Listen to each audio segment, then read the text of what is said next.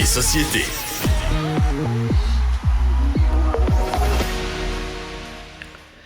Jean-François, j'en reviens pas, t'es toujours, à chaque fois que je te parle, tu me dis, hier, j'avais telle affaire, tel lancement, tel événement, j'animais ci, j'animais ça. C'est vrai! T'as l'agenda sans... J'ai l'air jet set de même. T'as passé la soirée avec Ginette. Parle-nous donc de ta soirée d'hier avec Ginette Renault. Écoute, ça fait quelques années que je suis porte-parole pour la Fondation de l'hôpital Pierre-Boucher, puis j'anime leurs événements. C'est ma façon de redonner à cet hôpital-là où j'ai eu mes enfants. Il y a un Où t'as eu tes enfants? Ben oui, on a eu nos enfants à l'hôpital Pierre-Boucher. Ah, tu veux dire où ma femme a eu ses enfants? C'est quand même elle qui a accouché, mais bon, c'est charmant, j'aime bien. Effectivement. Mais je veux dire, c'est là qu'on a passé. Est-ce que ça a été long? Jours. T'as poussé pendant longtemps? As-tu déchiré, Jean-François? Ça a été 2 césariennes, nous autres. On a quand même passé un bon temps à l'hôpital, parce que quand tu as des césariennes, c'est un 4-5 jours à l'hôpital. Puis la première fois, je vais te le dire, la première fois qu'on m'a approché, ils ne savaient pas qu'on avait eu nos enfants là-bas. Puis j'étais tellement content parce que c'était pour les tâches des natalités qui étaient vraiment dues à refaire. Tu sais, moi, j'ai des photos avec ma mère qui a mon fils dans ses bras, mais sur le mur, il manque de la peinture. Là. Fait que j'ai fait, oui, je vais vous donner un coup de main avec plaisir. Puis là, depuis ce temps-là, on a une association ensemble. Tout ça pour dire qu'hier, il y a un beau souper qui est organisé qui s'appelle le souper Huîtres et Chefs. C'est très couru. Puis là, il avait décidé de demander à Ginette Renault si elle ne pouvait pas passer. Parce que vous savez que Ginette a eu des petits problèmes de santé dans les dernières années. Oui. Puis étant sur la Rive-Sud, elle s'est présentée à l'hôpital Pierre-Boucher. Fait que elle était bien soignée là-bas. Fait qu'ils ont dit, on va tenter notre chance. C'est Ginette qui a décidé de faire quand même quelques petites apparitions pour eux. Puis elle a accepté. Puis tu sais, Ginette Renault, elle se déplace pas partout. Là. Si vous essayez de rejoindre Ginette pour la voir sur votre plateau de télé ou dans un événement... Bonne chance. Il y a une liste d'attente qui est assez longue. Oui, faut dire que Ginette, là, tu sais, moi, j'ai jasé un petit peu avant. Elle a 78 ans, puis, tu sais, elle est quand même moins en forme, elle le dit elle-même, plus fatiguée. Donc, elle en prend moins. Puis, ses problèmes de santé des dernières années l'ont quand même un peu ralenti. Mais j'en suis pas revenu. De quoi? À quel point? De plein de choses. La première des choses, tu sais, des fois, tu te dis, comment ça se fait qu'il y en a qui réussissent dans le showbiz à s'en aller au top du top, là, tu sais? Ouais. Mais Ginette, là, vous dire, on se demandait, tu sais, voulez-vous qu'on vous aide à monter les marches, puis tout ça, parce que, bon, une fois avec le micro dans les mains, le show qu'elle a donné. Ah, tu sais, tu fais l'adrénaline hallucinante. Quand la switch allume, là, tu sais, puis là, elle a fait 2-3 petites blagues, puis là, il avait fait le thème « L'essentiel, c'est la santé ». Bon, l'essentiel, c'est la santé. La la la la la la. Mais là, Ginette a poussé la note, mais elle avait fait sa version dans sa tête. Donc, l'essentiel, c'est de donner, parce que c'est un repas bénéfice pour la fondation de l'hôpital Pierre-Boucher, tu sais, avec la voix de Ginette. Là, incroyable. Je l'adore. C'est qui, ça, Pierre-Boucher? Y es-tu ici, t'asseoir? Fait que là, évidemment, le rire généralisé dans la place. Mais je me suis dit, tu sais, c'est ça. Quand la Ginette que j'ai vue avant, qui était mollo, puis la Ginette sur scène, c'est complètement autre chose. Mais le truc qui m'a fasciné le plus, c'est à quel point elle est iconique. C'est fou, hein? Les gens devaient être sur elle, là, autour, à ses pieds, à ses genoux. Ça devait être hallucinant. Tout le monde voulait sa photo avec Ginette, Sophie. Tu sais, elle a pris les photos officielles avec le comité. Là, les gens demandaient, c'est qui le petit avec les cheveux bruns à côté de Ginette? Il y en a parfois. Une leçon de modestie pour toi, mon Jean-François. Je pense qu'ils venaient me voir juste pour... on va t'en prendre une, toi aussi, une photo, là, parce qu'on était assis à la je pensais que les gens allaient te demander et te demandaient de prendre la photo d'eux avec Ginette. Ils ont pas poussé jusque-là. Mais tout ça pour dire, puis écoute, puis de voir les gens, là, tu sais, je veux pas dire par manque de respect, mais presque, parce que là, on avait différents petits couverts, puis les gens venaient... Restez assis, Mme Renault, on va juste s'installer derrière vous. Les gens s'installaient derrière, puis prenaient leurs photos pendant qu'elle mangeait, pratiquement, là. Et tu sais, dans ce genre de souper-là, il y a souvent des entreprises, des gens qui ont beaucoup de sous, là. Oui, qui achètent des tables. Mais quand même...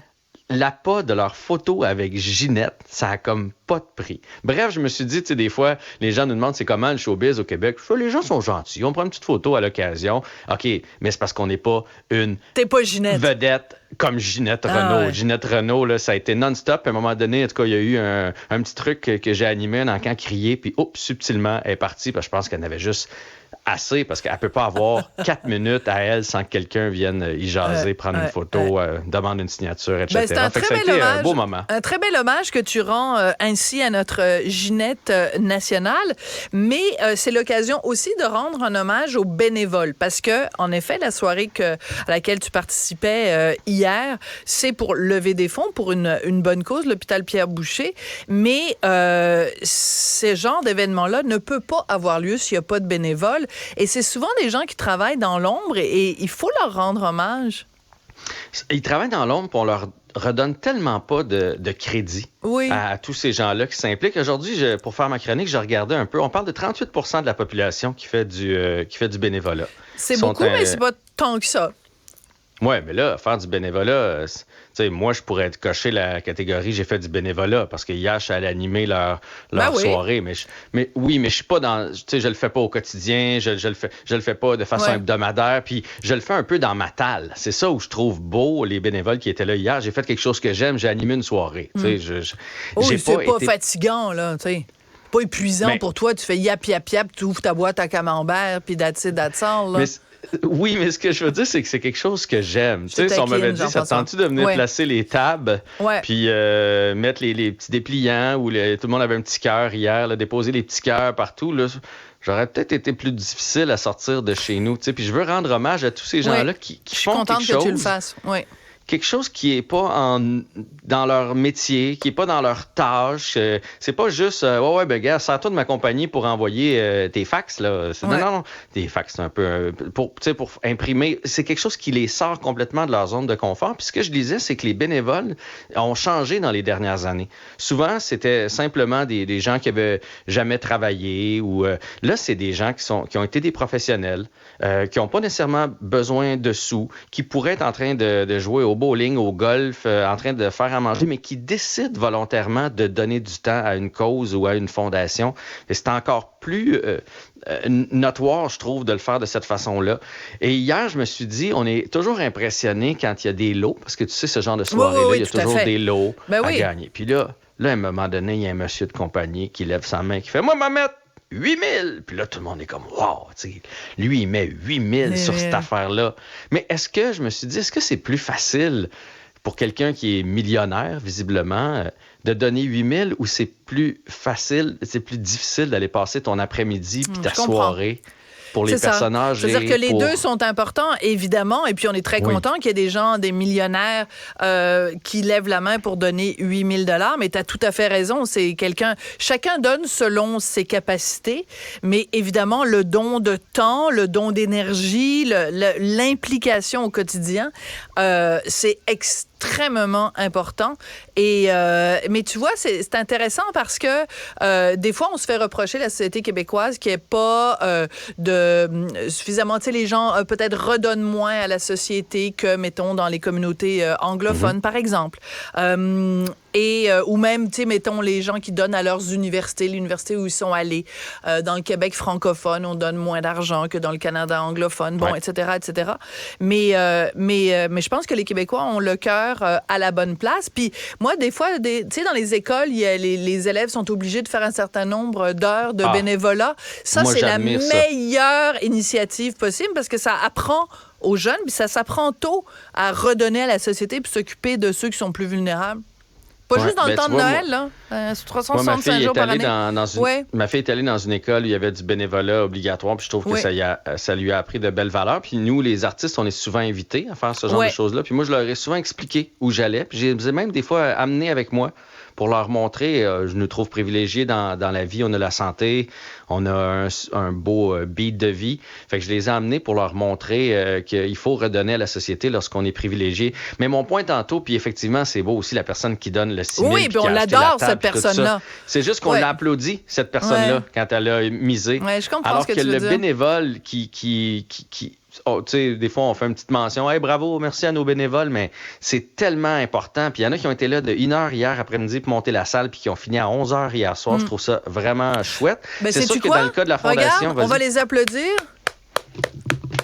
On applaudit les bénévoles, voilà, et pas juste les millionnaires qu'on applaudit. On applaudit les bénévoles et je suis vraiment, honnêtement, ça me touche énormément. Moi, je fais du bénévolat pour la Maison de l'enfance de Ville-Saint-Laurent et le centre de pédiatrie sociale de Ville-Saint-Laurent, puis je fais la guignolée.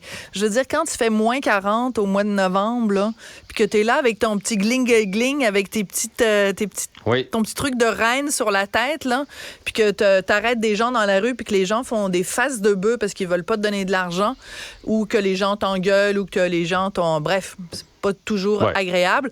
Et moi, je suis toujours épatée de voir tous les autres bénévoles qui sont là pour ramasser des sous pour la guignolée du docteur Julien ou d'autres guignolées, là.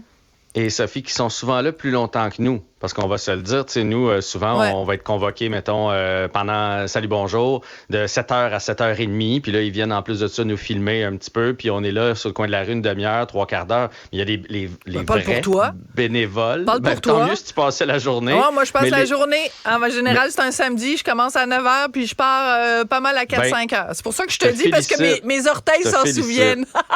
Parce qu'effectivement, il y en a qui sont là toute la journée, dehors. Puis c'est souvent ces gens-là qu'on oublie. Bref, je voulais juste leur lever mon chapeau ce matin. Et tu as tout à fait raison de les applaudir. Et la prochaine fois que vous voyez qu'il y a des gens qui se gèlent le zouin-zouin au coin de la rue, même si vous ne donnez pas d'argent, peut-être juste un sourire au lieu d'un air bête. C'est toujours agréable pour les bénévoles. Des fois, c'est comprenable. C'est parce qu'on a donné à l'entrée du pont. Puis là, après ça, on dit, on peut l'expliquer, dire j'ai déjà donné. Ça se dit que le sourire, j'ai déjà donné. J'ai déjà donné. J'ai déjà donné, ça se fait.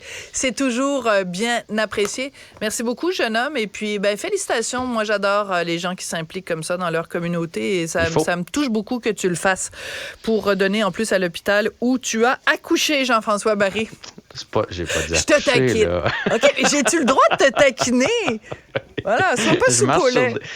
Faut que je choisisse mes mots. Faut que je fasse attention quand tu me parles. Mais ça, moi, c'est que je suis tellement impliqué comme papa, j'ai eu l'impression d'avoir des enfants puis d'accoucher. Exactement. Merci, au revoir, Jean-François. Salut.